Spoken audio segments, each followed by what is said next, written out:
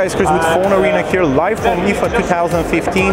Just about to take my first look, my very first look at the brand new Sony Xperia Z5 and see how it compares to an established flagship from HTC, the One M9 right here. So the first thing I'm obviously going to talk about is the design, and I think it bears no argument that these are two of the most well-designed smartphones currently on the market, even though they have two very different philosophies about when going about this. So first off, as you can see already, the One M9 actually has rounder corners, whereas the Z5 is basically a rectangular slab. On the sides, they have another difference. The Z5 is actually thinner, and the back doesn't curve like on the One M9, as you can see. Another difference, of course, is the fact that whereas we have a full metal, full aluminum unibody with the M9, we actually have a metal frame with the Z5 and frosted glass for the back, which still lends very nicely to the handling experience. I mean, this thing feels very nicely in the hand. I can definitely tell that this is a premium smartphone, and I'm sure that all of you will be able to as well. Moving on, another thing that some of you might not be able to notice on camera is the fact that the Z5 actually has two front plastic stereo speakers, just like the One M9, but they're just these tiny slits on the top and on the bottom. Hopefully you can see this, it's really tiny.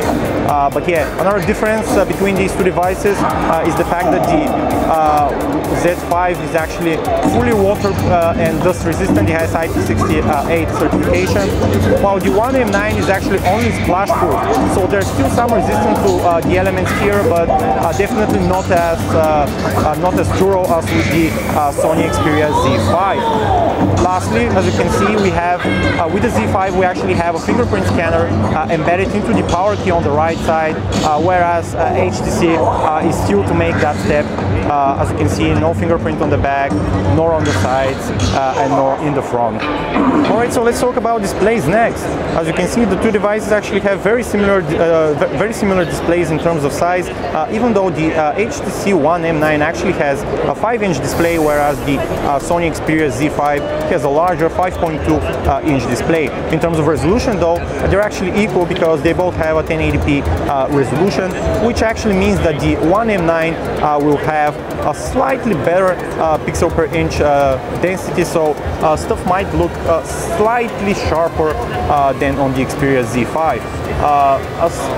Another thing I can see already is the fact that the display on the Sony Xperia Z5 actually looks to be a tad brighter from right here, though the lighting here is very tricky, and obviously we'll have to first get this thing at our offices and run it through our usual suite of display benchmarks before we can be sure.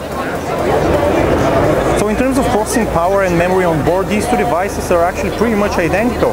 They both have a 64-bit octa-core processor from Qualcomm, the Snapdragon 810 with an Adreno 430 GPU, and they're both coupled with the spacious 3 GB of RAM, so pretty much everything that you can think of should run flawlessly on these two devices, though obviously we're still going to have to see how well the newer Sony Xperia Z5 handles the temperamental Snapdragon 810. In terms of storage, both have 16 GB of storage built in, and both of them can expand upon that through a micro SD card. So any of you multimedia nuts are going to be happy with these two devices. You still have that option to add pretty much as much storage as you want.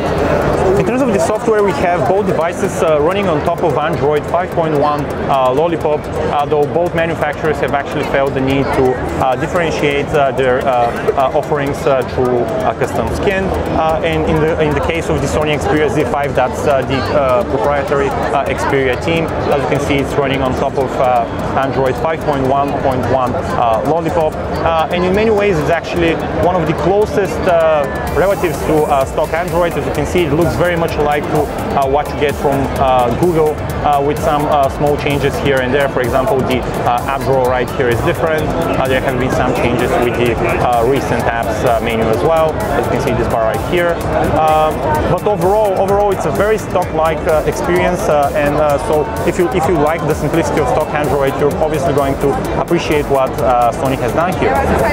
Now, in terms of the software loaded on the HTC One M9, as you can see right away, there's quite some difference between that and what you have on the Sony Xperia Z5 and by extension the stock Android Lollipop. As you can see, the app drawer is actually vertical instead of horizontal, and it looks much different as well. As you can see, all the accents of the UI get colored according to the app you're in. As you can see, this is blue, and this goes also blue as well.